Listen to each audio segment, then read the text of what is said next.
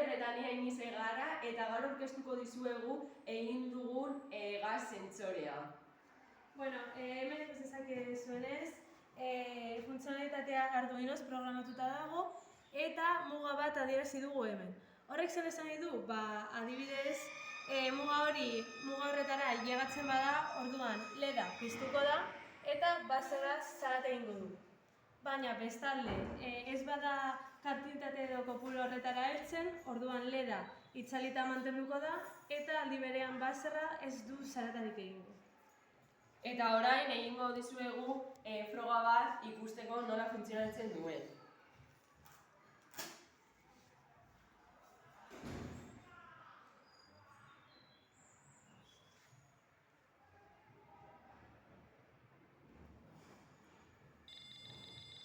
Eta hor LEDak zarata egiten du.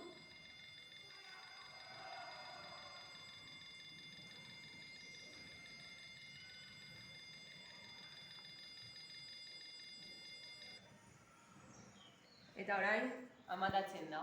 Eta horretaz aparte, hemen website moduko bat sortu dugu. Hemen hainbat atal aurki ditzakegu eta gure proiektuari buruzko informazio esanguratsua ageri alda, gure datuekin eta hori. Eta azokara joatean QR bat egingo dugu informazioan sartzeko, folleto batean. Eta hau izan da guztia. Eba. No.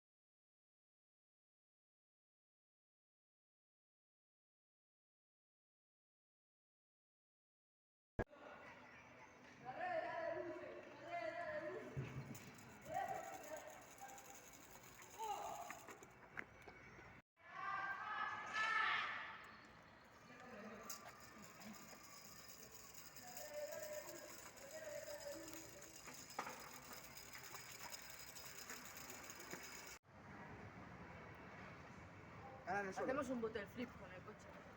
A ver qué tal. Una polla.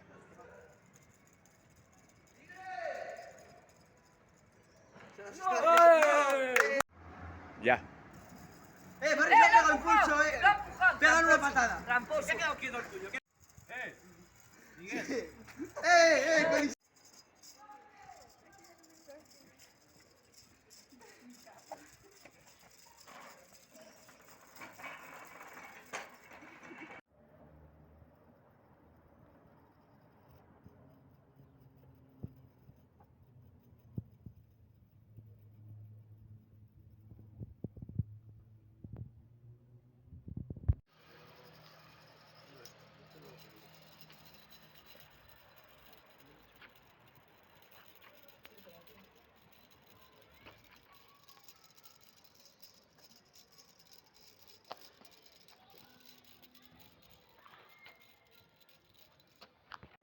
Programa hau Arduinoekin programatu dugu, hemen ikus dezakezunez bezala, eta hemen LED bat dago.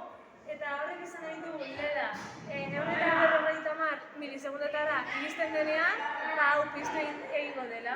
Bestetik, 200 milisegundotara heltzean, orduan itzaliko da. Hemen ikus dezakezue. Eta hemen resistentzia bat dago eta kable batzuen bidez konektatu dugu Arduino honetara. Hau plaka basea da eta hemen daukagu kable nagusiena. Ordenagailuaren konektatuta da. Eta hemen daukagu erabili dugun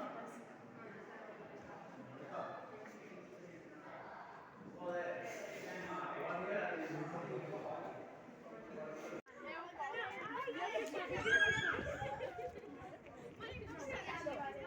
Bueno, hacemos un dinosaurio. eskuarekin tapatu, plaka. Orain kendu.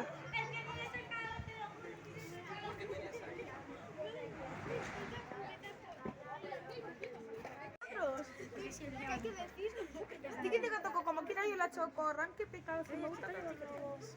Le pongo ya yo sea. Bai, esko jarri. Orain kendu. Hace buen día hoy, ¿vale?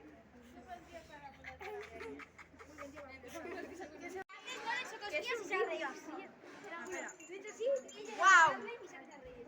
Ah, ¿es un vídeo? Sí. Vale, saluda. 100% certificado.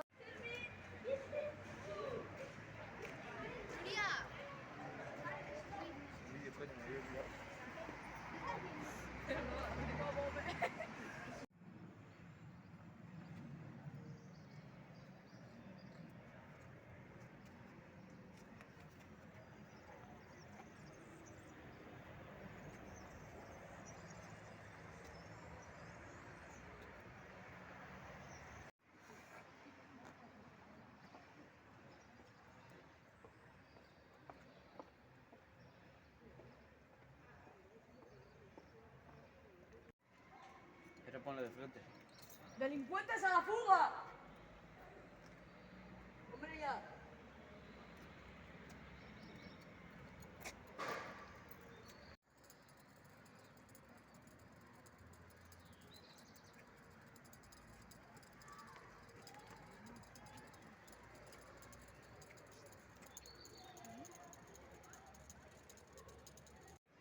Ahí va, ondo. Hala.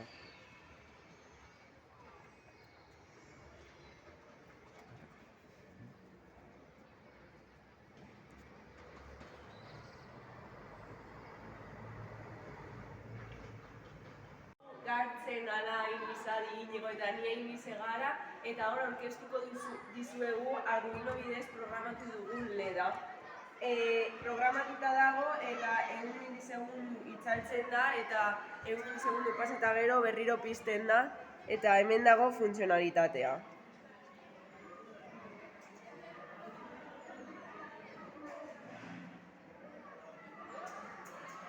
Eta hau da gure proiektua. Arduinoekin programatu funtzionalitate hau non LEDa pizten eta itzaltzen du.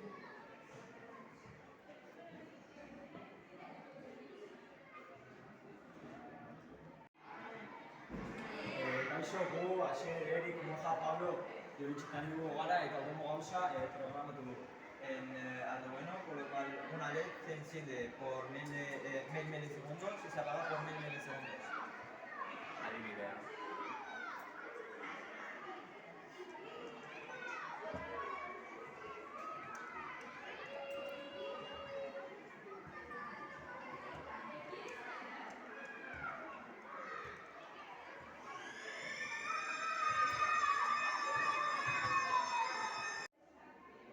Kaixo, gu laugarren mailako ikasleak gara.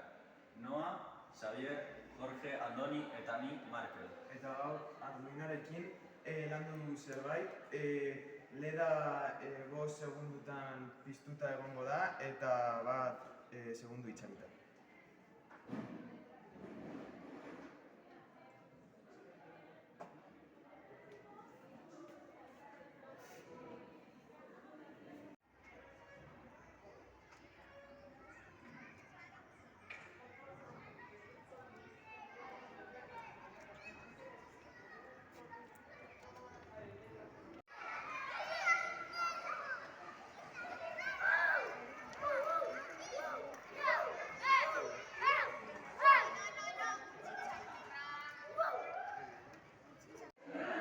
Kaixo, proiektu bat egin dugu Arduinoekin eta semaforo bat imitatzen.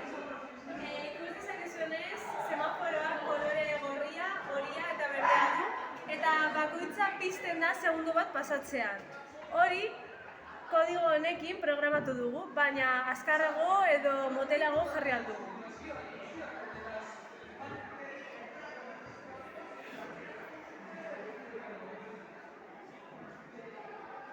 Eta proiektu egiteko aurkibide hau erabili dugu, horri hau, hemen agertzen dira kableak nola jarri behar diren eta LEDa nola agertu behar den. adibidez erresistentzia ere kontuan hartu behar dugu.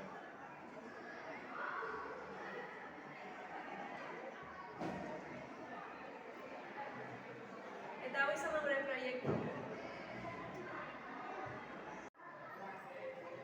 Arduinoarekin programatu dugu semaforo hau, non LEDak piztu eta itzaltzen dira denbora konkretu batean.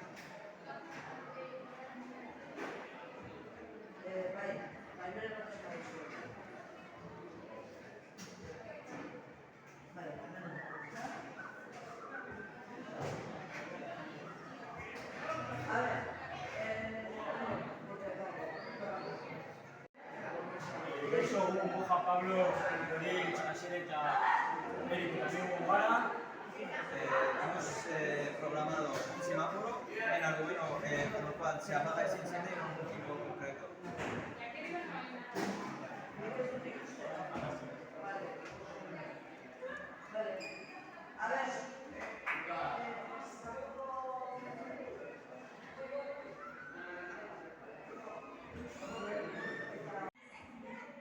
Kaixo, gu gartzen alain, hain izan eta nintzai gara, eta Arduino bat egin dugu funtzionamendu konkretuki baten bidez, eta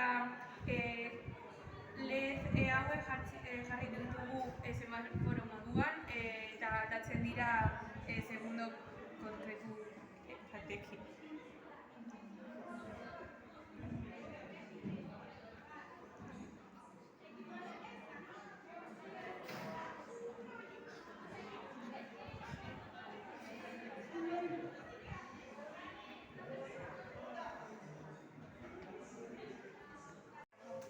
¿Pero dónde le queda poner el nombre? ¿Dónde está el rotulador?